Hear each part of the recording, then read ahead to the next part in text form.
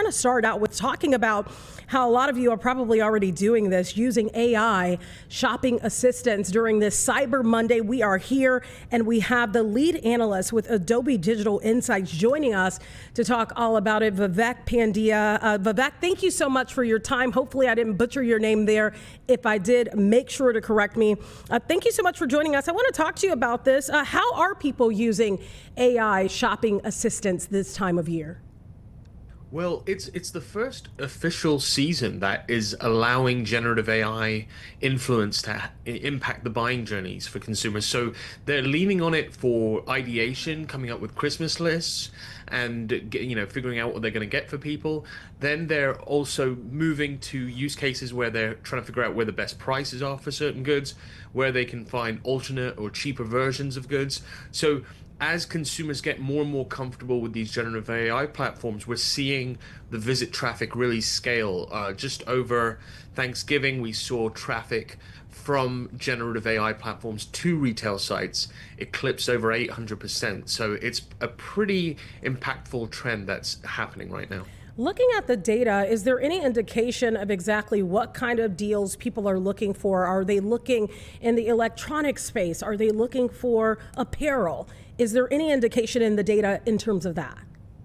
It's a great question, and we've been looking at it from the standpoint of where this traffic is landing, and we're finding that it's hitting electronics pages, cosmetics, where we're seeing it drop on apparel.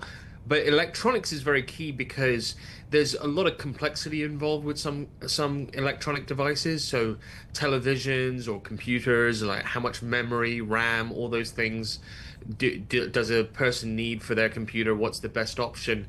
And what we're finding is these LLMs are then kind of traversing the internet, finding where the conversation is around that product, seeing how well it's reviewed and things like that, and then serving that back to the consumer as a distilled answer. So more complex purchases, jewelry is another one. That's what these LLMs are really, they're really shining and providing guidance there. Vivek, what does this tell you? You know, there are people out there that are still a little apprehensive when it comes to AI. Any indication of maybe even ages of some of the people that feel a little more comfortable with using this, or is this widespread? I would say it's pretty widespread, and that, we do see the deep usage across millennials and Gen Z, but then you do get the sense that many generational cohorts don't want to they want to try it out. They don't want to be left behind by this capability. And so we're seeing experimentation and testing across different age groups. And the opportunities are pretty wide spanning. People start with use cases like maybe using it for homework or trying to figure out how to code with some program or something like that. And then all of a sudden they're shifting it for more and more activities and behaviors, and shopping is really expanding as one of them. There's this one electronic, I'm not going to say what it is in case my kids see this, but there's one electronic that I've been leaning towards. It's kind of new on the market, hasn't been out there a long time.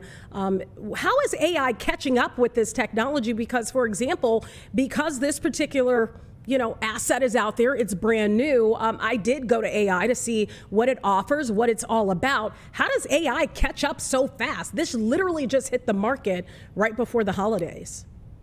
It's really fascinating because the way these LLMs work is they're not just capturing, existing link information out there, information that's been out there for a while that has a lot of depth and history. It's more the overall conversation around a product. It's social becomes very important because when you think about how consumers are saying, what's the best, what's top, what's hot right now, all that's a bit subjective, but it can take that broader social conversation happening on a TikTok or a Reddit or any of these sources, and then also take in listicle information, top 5 items that will be coming out next year or something like that, and really absorb all that and triangulate where is the broader consensus around this product or item, and then communicate that back over to the user.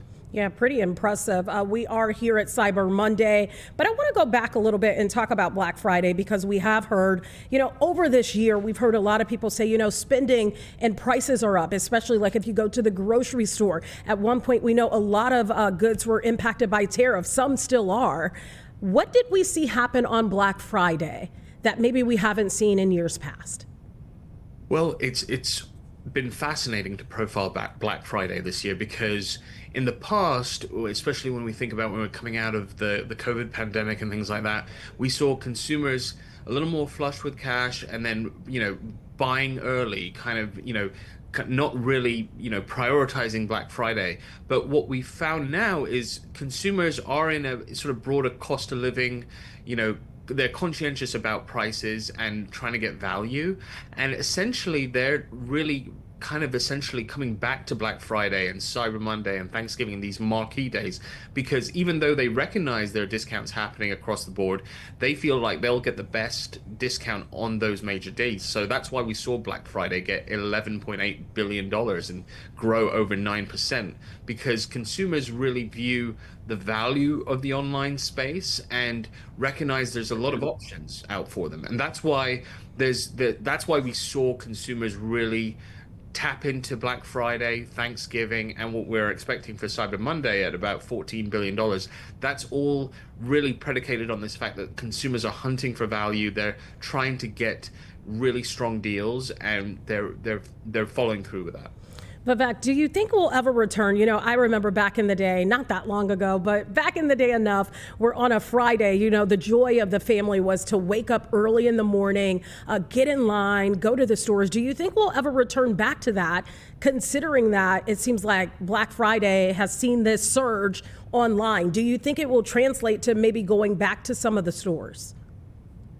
It's an interesting question. I think the proxy for that is Thanksgiving as well, because Thanksgiving was, you'd have your meal, and then as a family or something, you'd go out and you'd wait in line. And then once the pandemic forced some of those stores to close on Thanksgiving, and many of them have stayed closed on a regular basis for Thanksgiving, we do see the consumer just pull out their smartphone and really engage in a lot of mobile shopping and impulse shopping. And it seems that many consumers really prefer that experience of just being able to get what they need in a very spontaneous, impulse-driven way. So I think we'll have to see what happens on the experiential front with stores and how they try to drive that to get consumers into the store at different points. But I also imagine more of a hybrid experience emerging where consumers benefit from some in-store experiences, but also all the information and convenience they get out of shopping on a smartphone, that's all preserved. So I think we'll have to see how that wins out. But at the moment, it's very mobile centric and it's very online. And we're seeing about $1 out of every $4 is spent online now. So that's a pretty strong trend. Yeah, very convenient. And, sometimes you get those updates literally that show up on your phone about some of these sales, which makes it even easier and even more luring to people that are looking for a good deal. All right, Vivek, it has been an absolute pleasure. Thank you so much for joining us on Chicago Live on this Monday. Thank you.